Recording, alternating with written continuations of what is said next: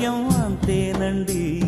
బాగుంది మీ టేస్టు నాకెంతో నచ్చేట్టు, మనసెంతో మెచ్చేట్టు మీ మీదొట్టు. అందుకే నే దిగి వచ్చా వంచని నా తల వంచ స్నేహ